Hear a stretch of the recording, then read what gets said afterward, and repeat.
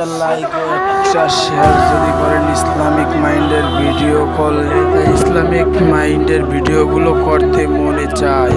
আপনারা সবাই একটু বেশি বেশি করে শেয়ার ও লাইক যদি করেন একটা ইসলামিক মাইন্ডের ভিডিওতে